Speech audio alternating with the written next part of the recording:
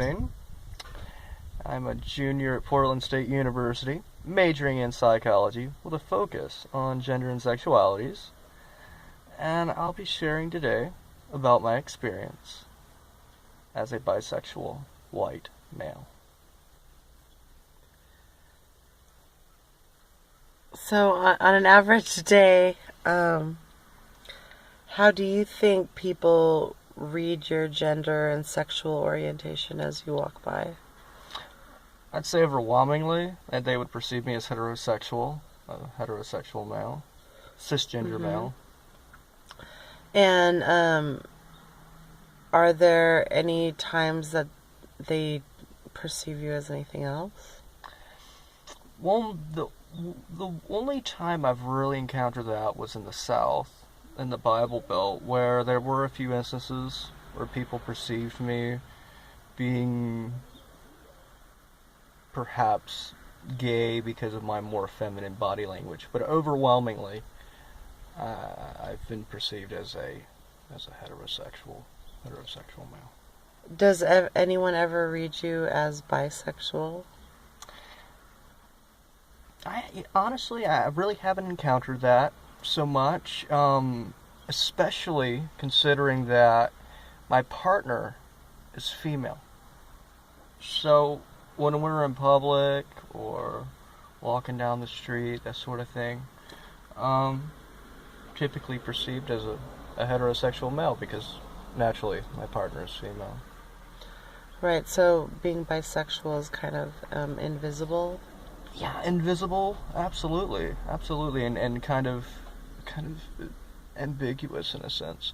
I mean, especially becomes really challenging when you're trying to navigate the GLBTQ spectrum. As an example, trying or making an appearance at a GLBT gathering with my partner, it can be challenging at times because it's, how can we navigate this social paradigm when we're presenting as a heterosexual couple?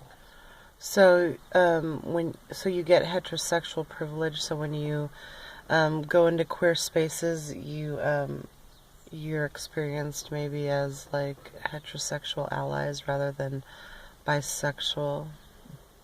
Definitely, that's certainly been the case. Overwhelmingly, rather than being perceived as one of the tribe, if you will.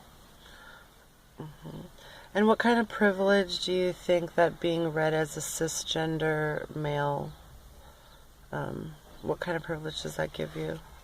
As far in terms of social mobility and just everyday life? Well, in terms of vocation, especially, spending the large majority of my life in the South, it's been advantageous to present as a heterosexual cisgender male because the cultural ethos of that space is still very homophobic. So I'm granted a lot of male privilege in terms of the vocational sphere.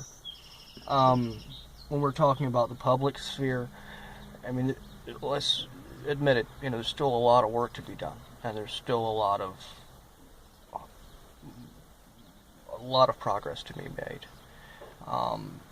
So not only are we navigating the public sphere, but also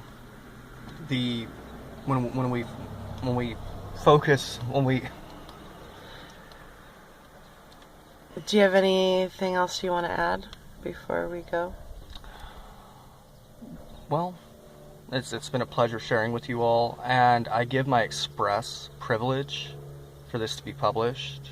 You mean your permission? My express permission for this to be published as part of the Gender Stories program. And I'm Robin Witt, and I give my permission for this to be published as well. Okay, bye.